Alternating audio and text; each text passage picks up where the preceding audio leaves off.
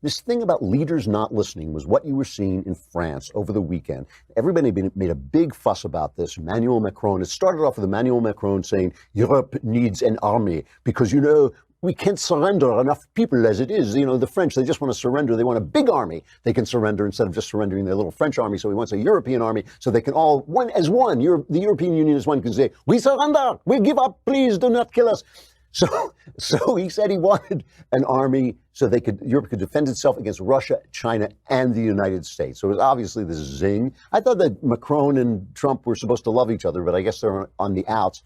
So Trump said he took that as an insult. And then there was all this fuss about the fact that Trump didn't go to the ceremonies for Veterans Day, and he didn't go to a cemetery.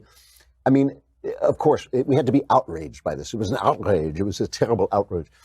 But then at the ceremony that Trump was at, Macron got up and he gave this speech where he attacked nationalism, all right? And he said patriotism is the exact opposite of nationalism. So Trump is sitting there and looking very stony-faced. It's the exact opposite of nationalism. Nationalism is a betrayal of patriotism because it says our interests first. Who cares about the others? We erase what a nation holds dearest, what gives it life, what makes it great, and what is essential, its moral values. Now, the problem with this is it makes absolutely no sense, and it's entirely untrue. Other than that, it's great, but it makes no sense, and it's entirely untrue. Nationalism is an essential part of patriotism. You are a patriot because you love your nation. Who's he talking to? Well, he's talking to Trump because Trump has made a big deal about being an American nationalist, nation first, and all this stuff. He's talking to Donald Trump, but he's also talking to all the countries in Eastern Europe and saying, you having all these nationalist movements, this is not right because we are France. We are here to tell us all how to behave. And this does arise. It does arrive out of World War I. World War I is this incredible. I mean, like I said, Americans do not understand World War I like the Europeans do. We didn't lose as many people there. We weren't as involved in it. It wiped a generation off the face of the earth, changed all these empires. Russia became the Soviet Union. The Austro-Hungarian Empire vanished from the face of the earth. The Ottoman Empire ultimately vanished.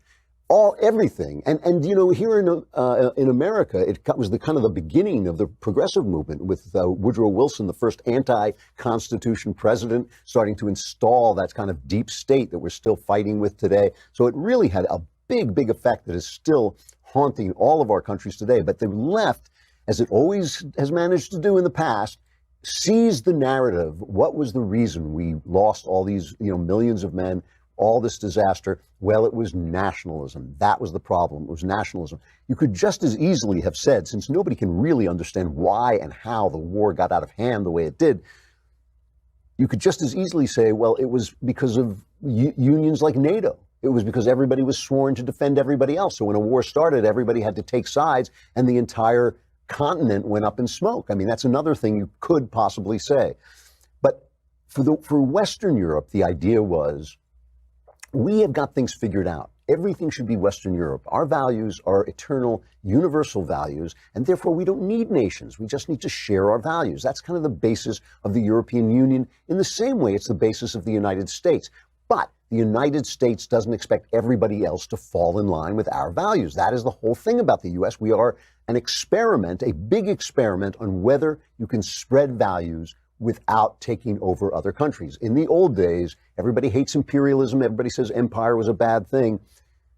Not so bad, it was a way of spreading good values. So we are an experiment in spreading values. And the thing is, Macron is not listening. He's not listening to the Eastern Europeans who for 70 years were dominated by the Soviet Union, their nationalism stripped away and forced into this kind of multinational structure where they said, oh no, you're not Poland, you're just one of the Union of Soviet Socialist Republics. Oh, and by the way, you're not a republic either, you're just a slave state.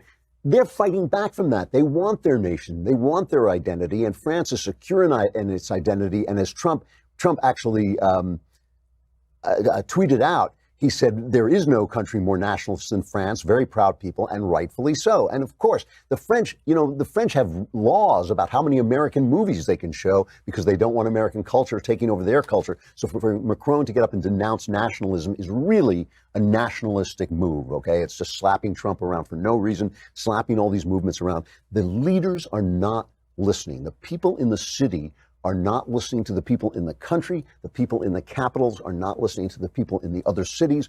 It is a real problem. It is a real problem, and we've got to start. We really have got to start to listen.